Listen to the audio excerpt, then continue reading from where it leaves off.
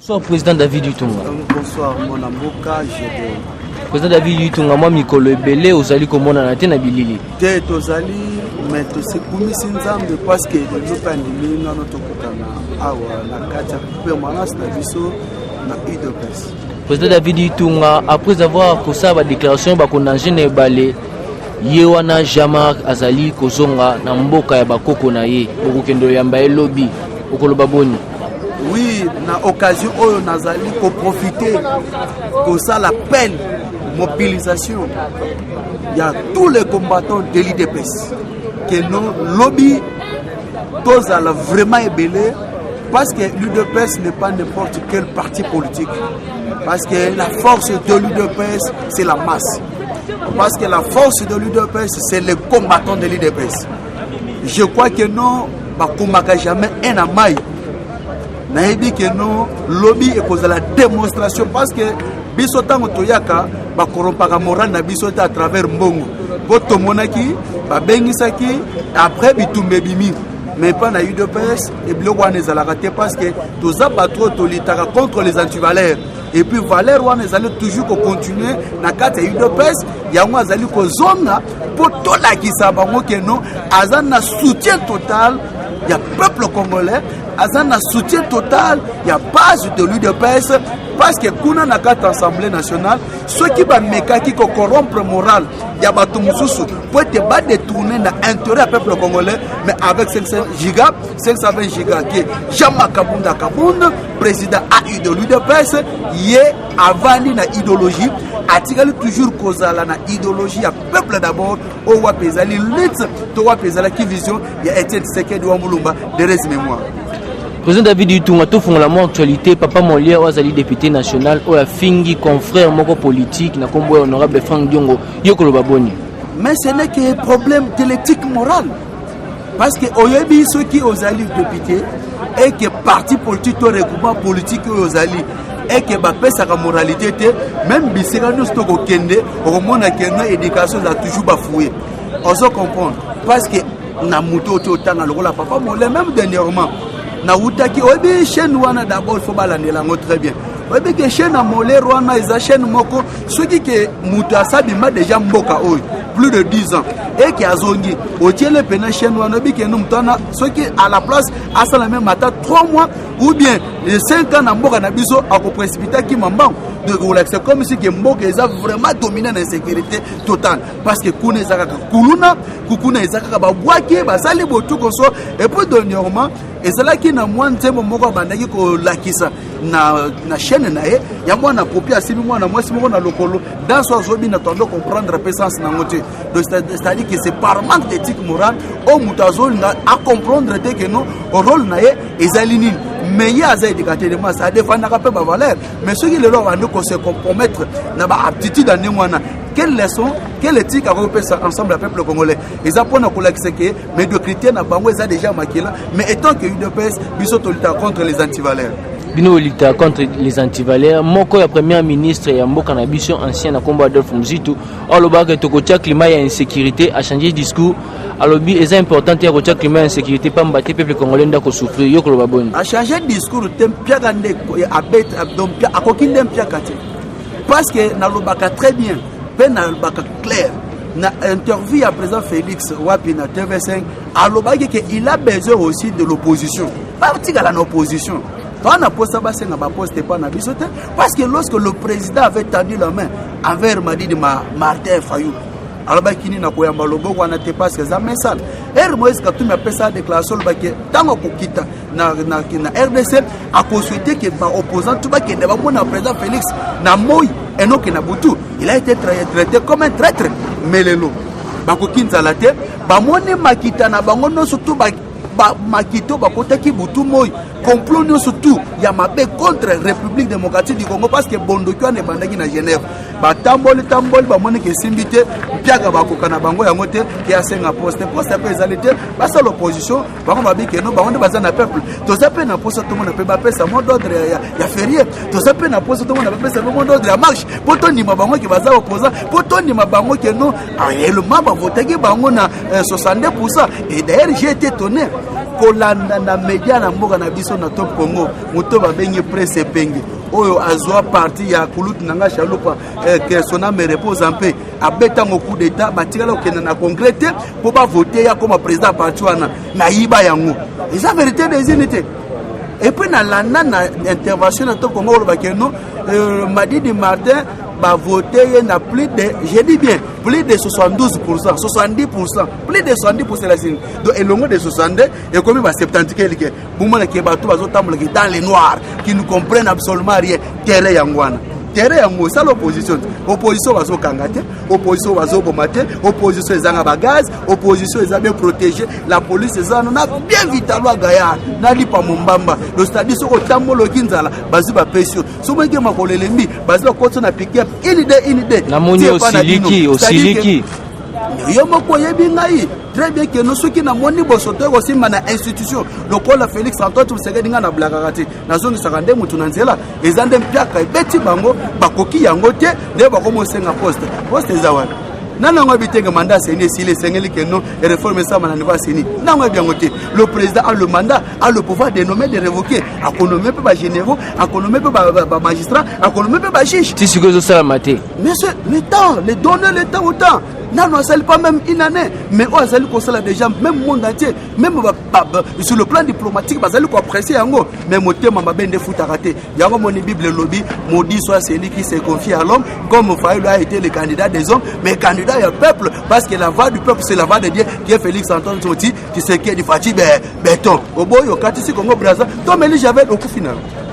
Président David Utunga, Bisson Stebi qui est au ministère de la coopération, au ministère des affaires étrangères, mais tout le monde le président de la République Félix Tshisekedi a supprimé toutes les deux ministres, wana yemosa affaires étrangères, yemosa coopération. Non mon frère, là ce que vous avez peut-être par manque de connaissance.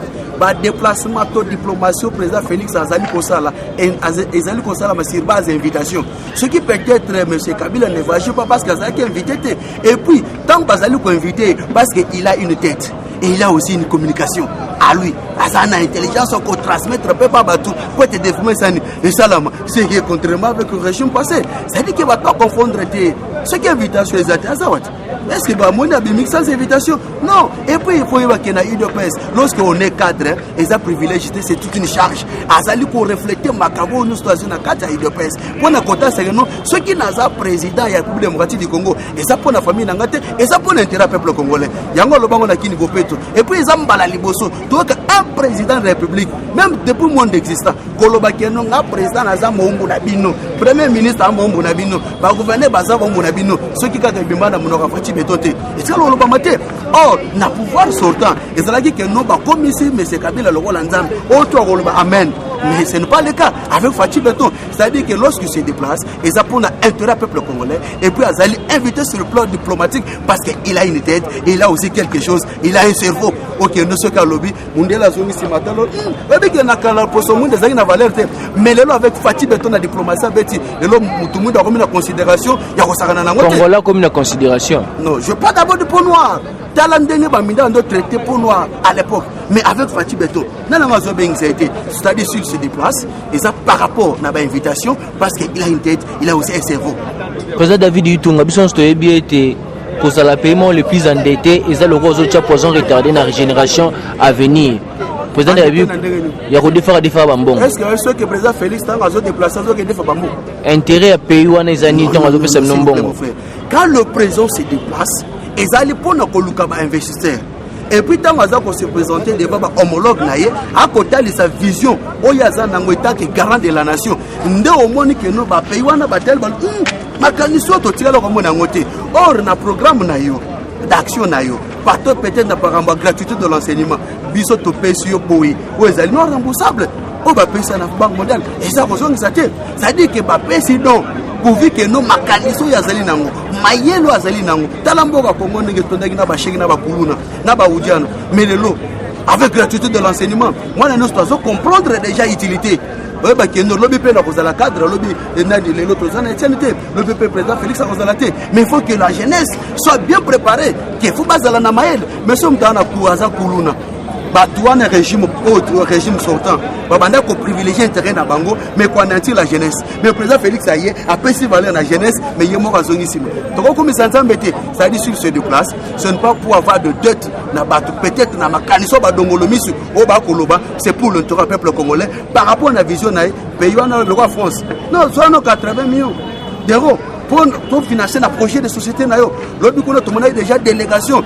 Il y a Banque mondiale qui est déjà dans la casse centrale pour la construction par rapport à la vision.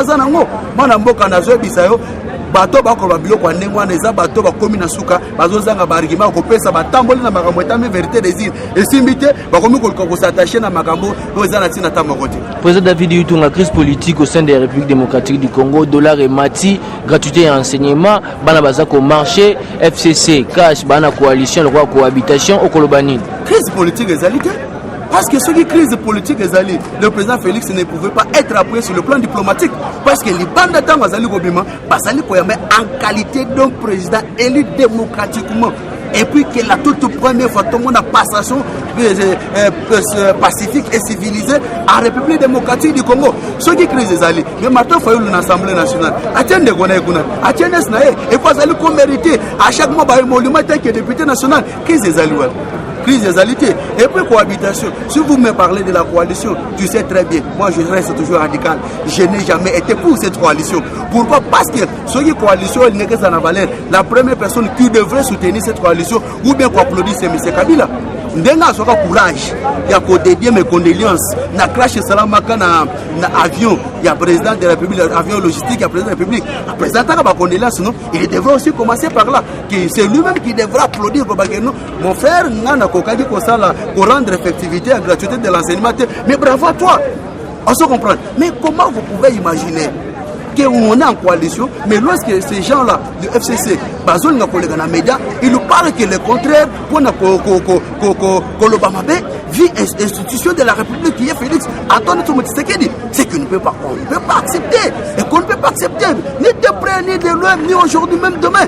Donc, il y a une gratuité de l'enseignement. On appelle ça déjà solution. Dans le bagaboui, au Bazali Teti, par rapport à Ndenge Mbongo, Zali Kofutama, Batouana na Balungola Bango. Tous ça, la nouvelle unité basée belé, tous ça, NP Bakoki Koya, avec 7 montants la Bassani, Batangi si d'air Koutou Bango. Bako déclaré par rapport à Mbongo, nous sommes une bapé Sakanabana. Tout le monde, tout le monde a attendu un examen d'État. Au Bengue, vous posez la question, vous avez la réponse à ça. Comment pas éviter? D'abord, même ces professeurs-là doivent être recyclés. Qui sont des bons professeurs, qui ne le sont pas. Les lorsqu'ils qui sont Mboka ou les Indiens, c'est à cause des professeurs. Mais tant que M. Kabila, je manque même 15 personnes qu'on a dirigé Mboka au Congo concernant Kaniso Yangai. Mais les professeurs-là étaient là.